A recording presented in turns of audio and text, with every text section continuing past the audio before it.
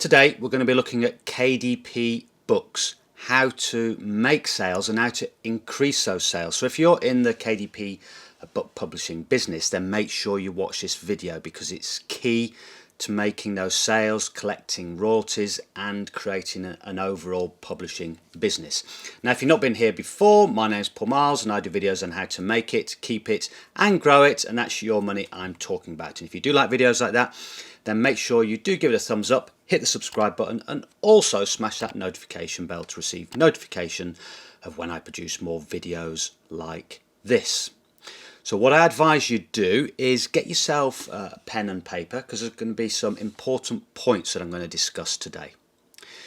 So first of all, I want you to write down or remember this equation, and that is traffic plus conversions equals sales. And I'll say that again, traffic plus conversions equals sales. So I'm going to look at those two components, the traffic and the conversions. So first of all, we'll look at traffic. And there are four main points to this if you're in the no content, low content book publishing business. And there's a fifth component if you're into publishing, non-fiction or fiction books. So, traffic. It's important to get traffic to look at your books or to find your books on Amazon. The more traffic you get, the more eyeballs you're going to get onto your books, and hopefully the more sales you make, providing the other things I'm going to discuss are all in order. So how do you decide if your book is going to receive traffic? Well, it all comes down to the initial niche research. So you want a niche that has a decent amount of traffic. For example, if you were publishing a book on 17th century French romantic poetry, you might not get a lot of traffic compared to if you were publishing, for instance, say a mileage logbook.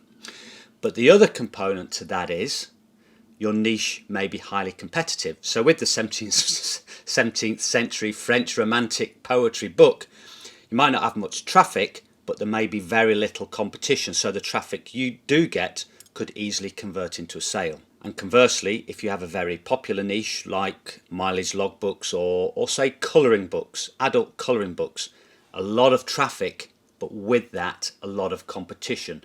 So it may be very difficult for your book to actually be found and get those eyes on your book cover. So a simple way to assess this would be to go to Amazon and just use the search bar. And I use this for a lot of my niche research and a lot of my keyword research, which we'll come on to in a moment. So you would just put in something like mileage logbook, and you can see here we've got a couple of things. Now I do have a plugin installed, a Chrome plugin called Keywords Everywhere, which costs about $10 for 100,000 credits, but it does show you some very important information which I'll show you now. Now first of all, Amazon will give you suggestions when you put in your niche word or your keyword. If Amazon's giving you suggestions, it tells you that that's what people are actually searching for, and it's suggestions that people will actually click on when they are searching for a product.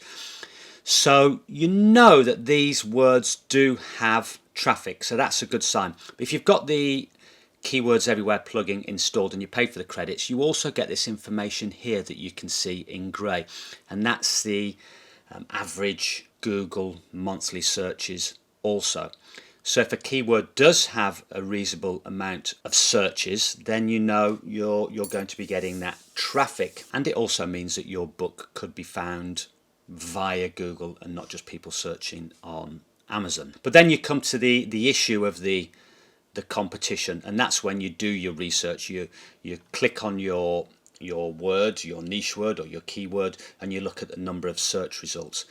Now I normally say anything with 1,000 search results or more is probably a bit too competitive unless you're running ads on those books. Another way to tell whether your niche is going to get traffic is again to do that search on Amazon and see what products, see what books appear. Now if those books have got low bestsellers ranks, it means people are buying them, and if people are buying them, it means there's traffic for that particular niche. So say you did put in something like adult colouring books, you may get top 10 might be all bestsellers ranks of less than 1,000. So that means they're selling lots, which means they're getting lots of traffic. But as I said, the competition for each of those may be too high. And that's where we come into the second component of getting traffic to your book, and that's the keyword research. So when you've chosen your niche, you then look at those individual keywords. Like we did here with the mileage logbook, we've got all these different suggestions here. Mileage logbook for women, mileage logbook for business. They're your keywords. And so if, say, a niche is very competitive, you can then go down and look at those longer tail keywords. And again, same principles apply. You look at those keywords that are listed by Amazon, because that means they're getting traffic. You look at the bestsellers ranks. If they're below, say, 300,000, I normally look for at least 3 or more books on the first page, ideally within the top 10, that have bestsellers ranks of less than 300,000. It means they are making sales, which means they are getting traffic. And also you've got the keywords everywhere that tells you if they're getting Google searches as well. So you've got to do good niche and keyword research in order to get those niches, keywords that have the traffic and are not too competitive. So that's what you're aiming for. The next way to get traffic to your books is by building, I call them brand sites, or just websites really, other websites, social media websites, websites that you can build yourself. So if you say, for instance, pick an author name that you put all your books underneath, and it could be something like Fancy Cool Books or Fancy Cool Press or something, and you create a website, something like fancycoolpress.com. You could create a website, something like a WordPress website or a Weebly, Wix or Squarespace website, and put your books, products on there and have links to your books on Amazon. So you may benefit from those pages, those links being found in Google, people finding your website in Google and then going from there to Amazon. And then you've got the social media side of things, so Facebook, Instagram and Pinterest. The next way that you can increase or get that traffic to your books is with ads. And these can just be the normal Amazon ads, and that can be a very good way to get traffic for those more competitive niches or keywords, particularly if they've got, as I said earlier, searches of greater than 1,000. Another way, a more of a roundabout way, are ads, but Facebook ads, and that's another way to try and get traffic to your books. I've never tried that myself, and you may need to run ads. I'm not even sure whether you can do ads direct from Facebook to Amazon, or whether you have to go in more of a roundabout page to your website and from there to Amazon. But that would be sort of quite an advanced way to get traffic. I think just the normal Amazon ads would be sufficient enough if you're looking to boost that traffic. Now, I did mention if you are publishing non-fiction, fiction books, there are other ways of getting traffic. One is a social media that we've mentioned, and that would be if you're the actual author and you have a good social media presence. And I know a lot of, if you are publishing books a traditional way, I think one of the requirements nowadays is that you do have a good social media profile, lots of followers on Twitter, Instagram, Facebook, so that they've got the whole sort of marketing system in place before you even start. And then there's things like book promotions, book blogs, friends, and email lists. So if you're an author, you've got your own website and you build an email list. Every time you publish a book, you just fire it out to your email list and make sales that way. Whether some of that could be modified and changed to doing low content, no content books may be quite a novel way of looking to get an increased traffic. So we've got basically the ones that most of you want to be looking at, and what I use and look at are the niche to get traffic, the keyword research to get traffic, brand sites or your own website, and running ads, particularly on Amazon. So that covers the traffic side of things. So the next thing we want to look at, the other part of the equation, is the conversions. And there are 6 components to this. Most of them are under your control. One isn't really under your control. It is slightly, but not. And that is, first of all, the cover design.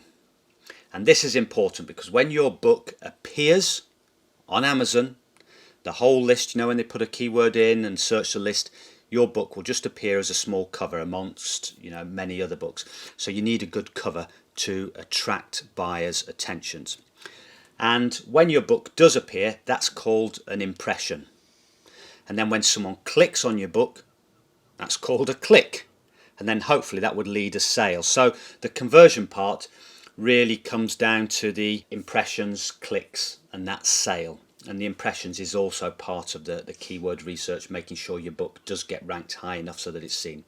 So we've got cover, creating a decent cover, creating a title, one that's optimized for keywords, but also one that reads well and looks good. Now, one of the major problems I see in other people's books are things like spelling errors, grammatical errors, punctuation errors, and capitalization errors. Not using capitals in the right places, not using spaces after certain punctuation, which, because you're mainly focused on an English speaking market, they are very important, and they will stand out and put people off if that's not correct. Now, I know it's difficult if your English is not your first language, but there are tools like spell check, and I've been told that Grammarly, Grammarly, do search for that on Google. Grammarly also helps with getting the grammar right as well. You've got your description. Again, you've got potential issues in the conversion if there's punctuation, spelling mistakes, that type of things. I tend to keep my descriptions very simple, just one sentence and then bullet points giving the size, the colour of the paper, that type of thing, number of pages. I don't really go overboard on descriptions. The descriptions aren't relevant, or they're not used by Amazon for your ranking at the moment, but I know your descriptions can rank in Google. Then you've got the interior. That's the fourth point, the interior. And again, does the interior meet the buyer's expectations? Is it what they're actually looking for? Is it useful? And again, alignment issues and spelling issues are the two main factors that I see that prevents people or prevents books from getting sold. So you need to make sure that's all correct. And then you've got the price point. Is the book too expensive? Or on the other hand, is it too cheap? Too expensive, you're pricing yourself out of the market, and if it's too cheap, people can think it's, you know, not very good quality. And I want to show you something on my Amazon ads dashboard. Now, this is a book I put Amazon manual ads on. I think it was last week. I'll leave the link to that video above, and you can see here that I got a lot of impressions, which is good, means my books were getting the traffic with the ads. So that's the first thing, that's the first part of the equation out of the way. So we look at then conversions. They were getting clicks. The click-through rates were around about the 1% mark, which is not too bad. It's not brilliant. Some books I get sort of more than 10% click-through rate, which is good. But these are around the 1% mark. But the sales were very low. And you can see here, 40 clicks, only one sale. And from that, you can see the ACOS, which is the ad spend divided by the sales. These are all quite high, too high. In fact, I was losing money on each of these ads. In fact, I stopped 3 of them. I still got the product one running, which I might actually stop. For a book that was selling at $6.99, you need to have an ACOS of 28% or less. That's 28% is the break-even point. So I'm losing money quite considerably on those. So when I look at those factors that I've just mentioned, I've got to ask myself, well, what is it? People are actually clicking on the book, so it suggests that the cover's okay. So it's something after then. Is it the description? Is it the interior? Is it the title? Well, the interior is quite a standard one. It was an interior that I used actually off Tangent templates. So I don't think that's the issue. What I think the issue is the price point. I'm selling it for $6.99, and when I go into that niche, I see a lot of the bestsellers are selling for around $5.99. Now, I could reduce mine to $5.99 and leave it, but I really wouldn't be able to put ads on it because the cost per click for these books is quite high, because the competition is quite high. And so the cost per click was around about 50 cents. Now, even if I was selling at $6.99, it means I've still got to get a conversion of 1 sale for every 4 clicks, which is high. I don't think, well, I'm certainly not getting that. I'm not getting anywhere near that. And if I reduce the price, I'd have to get a conversion, you know, a sale for every 3 clicks, which is, I'm certain that's not going to happen.